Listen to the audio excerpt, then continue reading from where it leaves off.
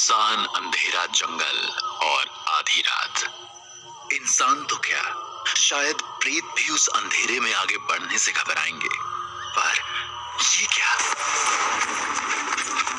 दूर अंधेरे में एक जवान और सुंदर लड़की तेजी से जंगल में भागी जा रही थी।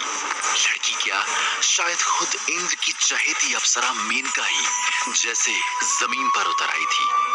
उसका संगमरमर जैसा तराशा हुआ गठीला बदन जो दूध से भी ज्यादा सफेद था, लंबी सुराहीदार गर्दन, गुलाब की पंखड़ी जैसे कोमल होंठ, बड़ी मस्त आंखें और भरी हुई छाती। पर इतनी रात गए वो अकेले जंगल में आखिर कहां भटक रही थी? उसके पैर बड़ी मुश्किल से आगे बढ़ रहे थे और सांस भी भारी होने लगी। ठंड के मारे उसका शरीर कांप रहा था। उसके कमर तक गिरते लंबे बाल तूफानी हवा से लड़ रहे थे। चारों तरफ तेज हवा के साथ बर्फ गिर रही थी। पीछे कई घोड़ों की टाप उसे साफ सुनाई दे रही थी। वो जानती थी कि वो लोग उसके करीब पहुंच चुके हैं। उसके तन पे बारीक साड़ी के अलावा और कुछ न था। उसके दांत ठंड से बज रहे थे, पर वो आगे बढ़ती जा रही थी। जंगल की जमीन बर्फ से ढकी थी, इसलिए उसका हर कदम मुश्किल से बढ़ रहा था। कांटों से भरी एक झाड़ में उसकी साड़ी फंस गई और उसके कपड़ों को चीर दिया। बर्फीली हवा अब सीधे उसके शीशे जैसे जिस्म से टकरा रही थी। हर बढ़ते कदम के साथ गौरी कमजोर पड़ रही थी। पीछे आदमी आपस में बात कर रहे थे। किसी भी हाल में राजकुमारी का बच्चा बचना नहीं चाहिए। बच्चा?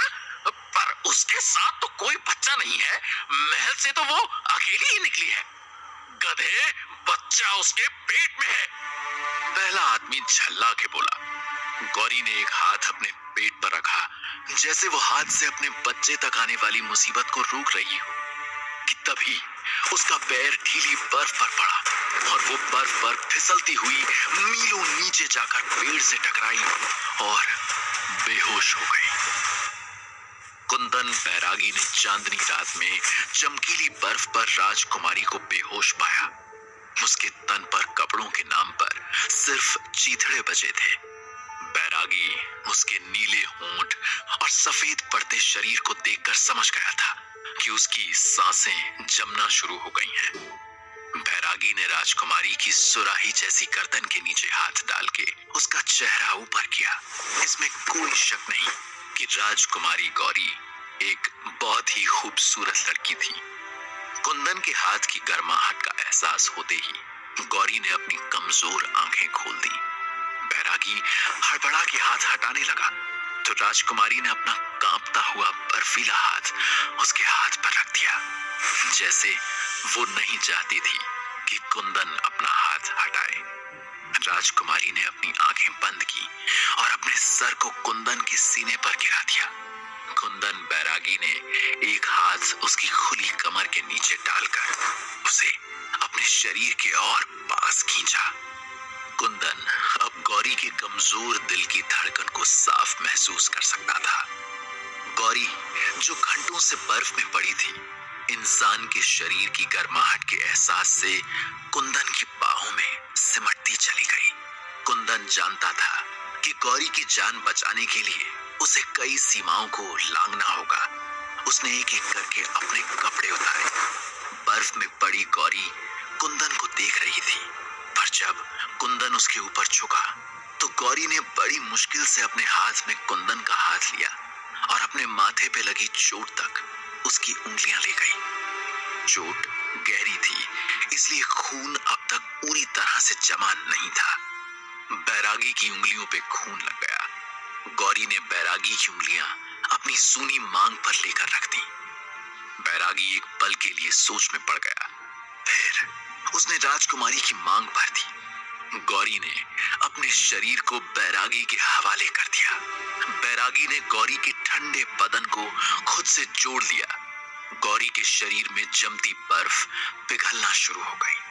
कुंदन बैरागी उसकी सुंदरता के दलदल में धंसता चला गया। बर्फीली रात दो आत्माओं के मिलन को देखती रही। इस इस मिलन को 7 साल गुजर गए थे। गौरी आज कुंदन की पत्नी थी। वो चूल्हे पर झुकी आग जलाने की कोशिश कर रही थी। तभी 7 साल का भैरव अपनी बड़ी बड़ी आंखों में मोटे मोटे आंसू लिए कुटिया में घुसा। भैरव को देखते ही उसने अपना सारा ध्यान छोटे से भैरव की ओर कर दिया। किसने रुलाया मेरे राजा बेटा को? कोई राजा नहीं, मैं सिर्फ मनहूस हूँ। कौन कहता है? सब कहते हैं। लाशों को जलाने वाले डोम का बेटा हूं मैं। माँ, सब एक साथ खेलते हैं, बस मैं अकेला रह जाता हूँ। हम गांव में क्यों नहीं रहते? इस काली चोटी पर सबसे अलग क्यों रहते हैं? रानी जोत मंदाकिनी नदी के किनारे बसा एक छोटा सा गांव था। इस वीराने में बसे गांव में भी कुंदन बैरागी की कुटिया ठीक शमशान पार जंगल के किनारे काली चोटी पर थी। इसलिए लोग भूल कर भी उधर से नहीं निकलते थे। पर गौरी अपने बेटे को ये सब नहीं बताना चाहती थी। उसने प्यार से भैरव के सर पर हाथ फेरा। क्योंकि तुम सबसे अलग हो भैरव। तुम्हारा जन्म एक बहुत बड़े मकसद को पूरा करने के लिए हुआ है। देखना, तुम एक दिन इस दुनिया पर राज करोगे। एक रात भैरव की आंख खुली तो उसने देखा कि कुंदन बैरागी उसकी माँ गौरी का हाथ कस के पकड़े हैं और आग में चाकू दबाकर उसकी माँ के हाथ पर रख देता है। उसकी माँ दर्द से चीख पड़ती है। छोटा सा भैरव हैरान था, क्योंकि आज से पहले उसने बैरागी को कभी भी अपनी माँ के साथ बुरा बर्ताव करते नहीं देखा था। भैरव दौड़ के अपने नन्हे हाथों से कुंदन पर हमला करता है। छोड़ो मेरी माँ को! भैरव भाग के गौरी से लिपट गया। बैरागी गुस्से से बौखलाया हुआ कमरे से बाहर चला गया। गौरी ने भैरव को गले से लगा लिया और कई बार उसकी भोली सी सूरत को चूमा। वो बार बार दरवाजे की तरफ देख रही थी, जैसे उसे डर था कि कोई आ ना जाए। वो डरी आवाज में बार बार बस एक ही बात दोहराती, जो बाबा कहेंगे वही करना, उनकी सारी बात मानना, उन्हें नाराज नहीं करना, समझे भैरव? भैरव ने अपना सर तो हाँ में हिलाया, पर उसे कुछ समझ नहीं आया था। वो माँ की गोद में ही सो गया। दूसरे दिन जब उठा तो उसकी माँ कहीं भी नहीं थी। उसने पूरी काली चोटी ढूंढ ली। भैरव ने थक हार के जब कुंदन से पूछा तो उसे टका सा जवाब मिला, मर गई तेरी माँ। भैरव ने कुंदन से फिर कभी कोई सवाल नहीं पूछा। भैरव धीरे धीरे वो रात भी भूल गया। उसे याद रही तो माँ की ये बात, जो बाबा कहेंगे वही करना। लेकिन उसके मासूम मन में ये शक बैठ गया कि उसकी माँ मरी नहीं, बल्कि उसके बाबा ने ही गुस्से में उसे मार दिया है। भैरव इस बात से भी अनजान था कि उसका कोई दुश्मन था जो उसके जन्म से पहले से ही उसे मारना चाहता था। पर उसकी माँ के साथ क्या हुआ, जिस माँ ने उसे बचाने के लिए इतना संघर्ष किया? आज वो नन्हे से भैरव को अकेला छोड़कर कहां चली गई थी? एक तूफानी रात कुंदन बैरागी रोज की तरह जंगल में ही रात बिता रहा था। भैरव कुटिया में सहमा हुआ अकेला बैठा था। उसे किसी बच्चे की रोने की आवाज आई। रोते हुए बच्चे की आवाज में दर्द सुन के भैरव से रहा नहीं गया और वो हिम्मत करके डरते कदमों से आवाज की तरफ गया। जंगल में कुछ दूर पे ही उसे कंबल का एक छोटा सा गट्ठर दिखाई दिया। उस गट्ठर में से एक छोटा सा हाथ बाहर दिख रहा था, जैसे उससे मदद मांग रहा हो। भैरव कुछ दूरी पे खड़ा था। दूसरी तरफ से एक खूंखार भेड़िया गट्ठर में लिपटी उस छोटी सी बच्ची की तरफ बढ़ रहा था। भैरव के अंदर का सारा डर अचानक शांत हो गया। उसकी आंखें सतर्क हो गईं। जहां उसकी उम्र के बच्चे शायद डर से बेहोश हो जाते, भैरव का दिमाग तेजी से चलने लगा। उसने अगल बगल नजर दौड़ाई। किसी जंगली जानवर की पैर हड्डी वहां पड़ी थी।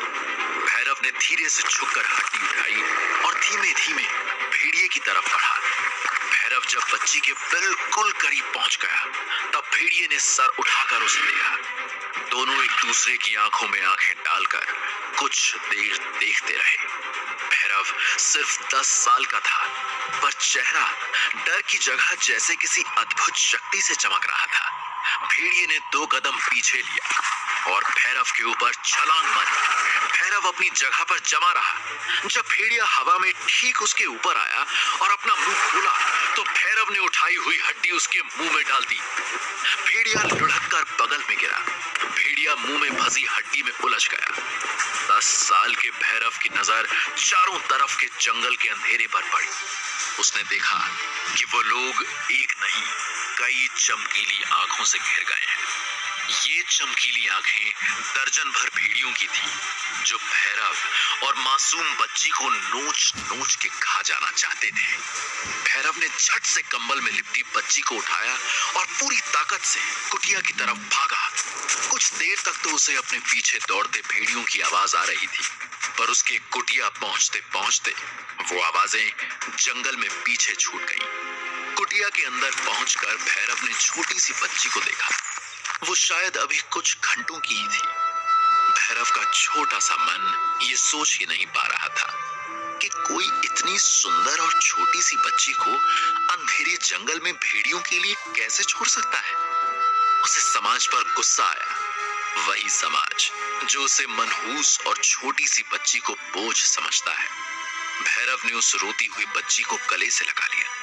उसने ये फैसला कर लिया था कि वो इस बेसहारा बच्ची का सहारा बनेगा। भैरव ने उसका नाम अपने भोले की सवारी के नाम पर नंदी रखा। भैरव के बाबा कुंदन बैरागी को उनके घर में होने न होने से कोई फर्क नहीं पड़ता था। न भैरव और नंदी उसे अपने होने का एहसास दिलाते। भैरव का जन्म किस बड़े मकसद के लिए हुआ था, ये उसे अब तक नहीं पता था। उसे सिर्फ एक ही मकसद पता था कि नंदी को वो कभी अकेला नहीं छोड़ेगा। आज नंदी 10 साल की हो गई थी और भैरव 20 साल का। शाम को जब भैरव नंदी को गांव के स्कूल से लेने जाता तो रास्ते भर में नंदी उसे पूरे गांव की खबर दे देती। भैयू पता है, आज सरिता ताई की आरती चाची से भयंकर लड़ाई हुई और घुंघरू है ना, उसके बाबा आज शहर से उसके लिए 3 तरह की मिठाई और काले मोती की माला लाए। धक्के की बकरी ने 3 बच्चे दिए हैं और वो अपनी मुन्नी दादी है ना, उनके दांत नकली हैं। रात को कटोरे में ढक के रखती हैं। भैरव उसकी सारी बातें ऐसे सुनता जैसे वो दुनिया की सबसे जरूरी बातें हों। आज भी जब रोज की तरह भैरव नंदी को लेने गांव के लिए निकला तो काली चोटी से उतरते वक्त उसे ऐसा लगा कि पेड़ के पीछे से कोई उसे देख रहा है। भैरव के पूरे शरीर में एक अजीब सी बेचैनी हुई। उसने बगल में बहती नदी के ठंडे पानी से अपना मुंह धोया। पानी में उसका अक्स दिख रहा था और उसके ठीक पीछे थी वो 2 लाल आंखें। भैरव बिजली की तरह पलटा, पर वहां कोई भी नहीं था। क्या ये मेरा भ्रम है? नहीं, वो 2 लाल आंखें मुझे सच में दिखाई दी थी। भैरव खुद से ही बुदबुदाया। भैरव जब गांव में घुसा तो भगदड़ मची थी।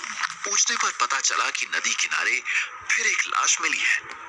रानी जोत में इस हफ्ते ये 3री लाश थी। ये मामूली बात नहीं थी।